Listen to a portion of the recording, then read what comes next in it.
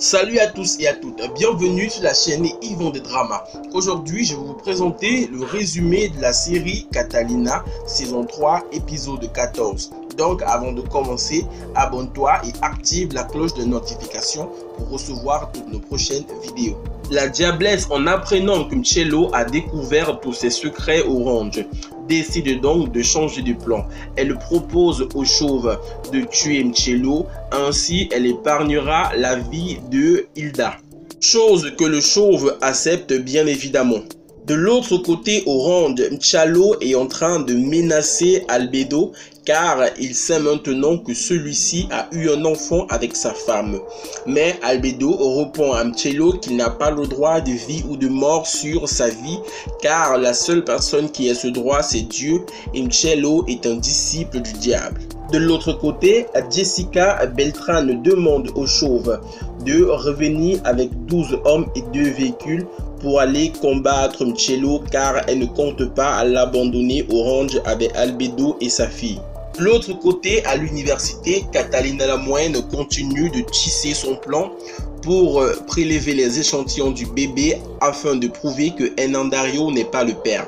Lorsqu'elle voit Hernandario arriver, elle demande à sa copine d'arrêter de parler car elle ne veut pas que Hernandario soit au courant de ce qu'elle veut faire. De l'autre côté, chez Mtiti, Catalina la Grande est en train de tisser un plan pour pouvoir s'enfuir car celui-ci ne veut pas la laisser s'en aller. De l'autre côté, le garde du corps de Catalina la Grande qui semble être amoureux d'elle ne cesse de s'inquiéter pour elle car il pense qu'ils ont fait une erreur en l'envoyant chez Titi sans puce ou microphone pour la localiser. De l'autre côté, chez Titi, Catalina la Grande, pour réussir son plan, ne cesse de rendre Titi de plus en plus ivre. T'es sûr que tu vas bourrer, Titi? Cadra, aide-le, s'il te plaît. Viens sortir ton patron de la piscine parce qu'il est un peu ivre. De l'autre côté, dans le range de la diablesse, ces gardes du corps qui lui sont fidèles s'en vont pour rencontrer Mcello. Ils vont jouer le jeu et faire comme s'ils étaient du côté de Mcello, or ils sont là pour se battre pour la diablesse. Je suis parvenu à un accord avec eux. Garde-les bien au jour. Patron, j'ai besoin que vous fassiez un truc très simple. Tout ce que vous voudrez, patron. Vous allez me surveiller ces deux-là, d'accord? Ouais. Est-ce que vous en serez capable? Évidemment. Comptez sur nous, patron. S'il arrive quoi que ce soit, c'est bien compris quoi que ce soit, les gars. Je te mets une balle ici et toi, je t'en mets une ici. On est d'accord? Oui, compris. Oui, compris. Je préfère ça.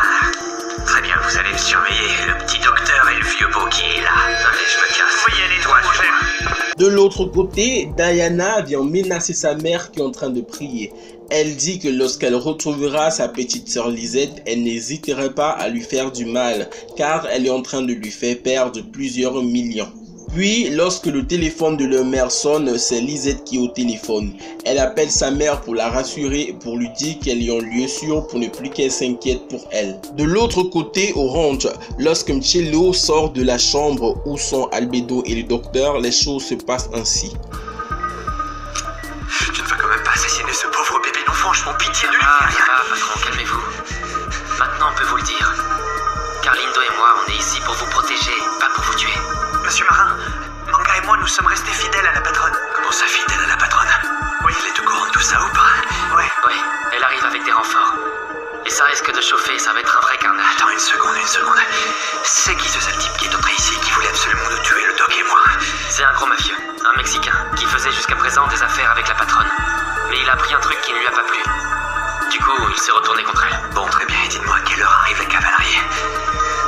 Elle va arriver dans quelques minutes, monsieur. Mais surtout, ne vous en faites pas, monsieur Marine.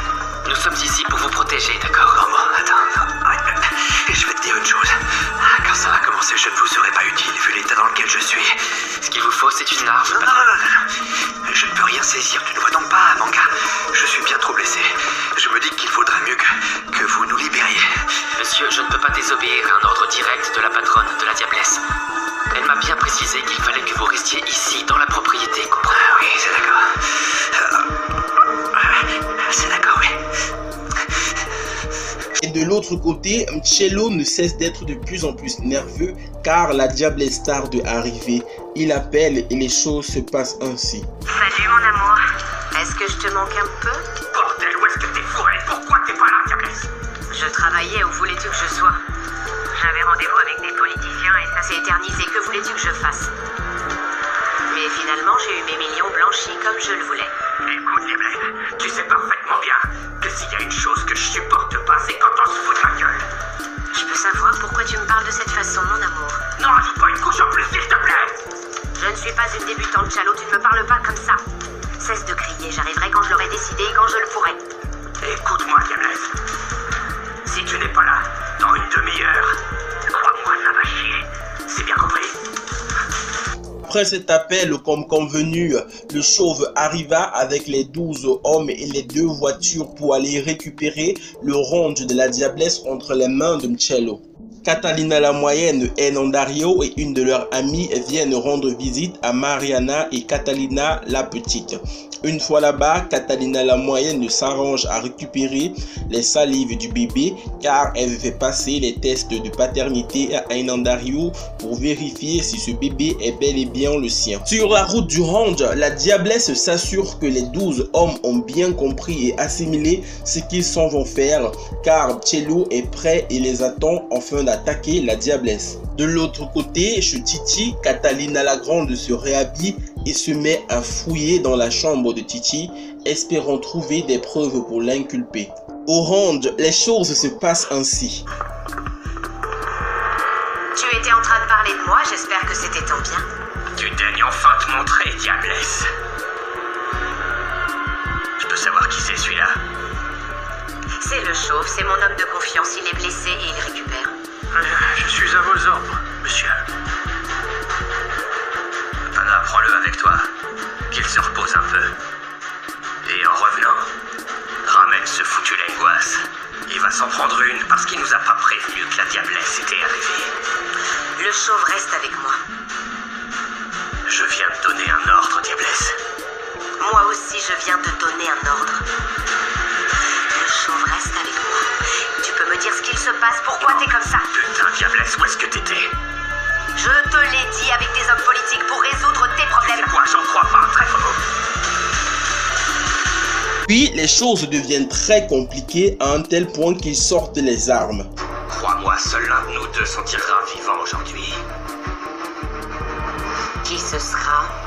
Bonne question. Qui ce sera?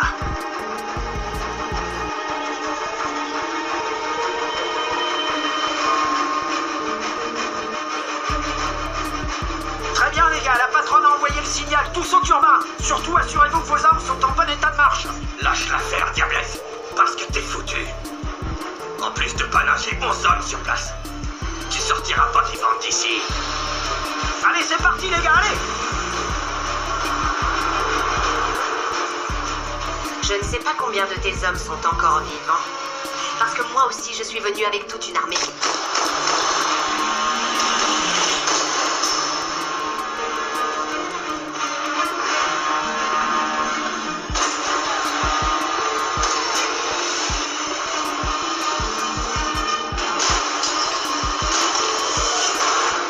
Et durant cet affrontement, la diablesse a tué Mcello en personne.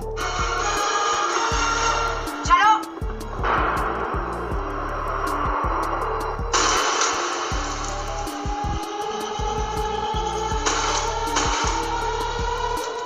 De l'autre côté, Hilda s'en va à la police avec la cousine de Yamile pour signaler la disparition de celle-ci avec son bébé, mais les gendarmes lui font comprendre que il n'est pas encore temps de porter plainte car on n'est pas sûr qu'elle a réellement disparu. De l'autre côté, chez Titi, Catalina la Grande trouve enfin les preuves. Elle se met à prendre toutes ces preuves en photo, puis elle appelle à la brigade pour informer ses collègues qu'elle a trouvé les preuves et qu'elle cherche un moyen de s'en sortir de là. Après avoir tué Titi, la diablesse décide de prendre l'argent de Mcello pour payer tous les hommes qui l'ont aidé dans cette mission. Lorsque le chauve appelle Hilda pour s'excuser de ne pas être venu pour l'accompagner au commissariat, celle-ci demande au chauve de caler où il est et de ne plus revenir chez elle. Après avoir fini de causer avec Hilda, le chauve s'en va rejoindre la diablesse dans une pièce. Par la même occasion, il apprend que Albedo n'est pas mort et que la diablesse est au courant de tout son complot avec Cerdo. Et celle-ci décide de le garder en vie. Puis, la diablesse apprend enfin que Cello a fait incinérer sa fille. C'est aller voir votre fille. Comment est-ce que tu l'as deviné? Lors du coup de fil, patronne, je vous ai dit que Pana... Dis-moi ce que tu sais. Patronne, ce qui se passe, c'est que... Quoi? Cello a incinéré votre fille. D'après vous, Catalina la Grande réussirait-elle à sortir du domaine de Titi?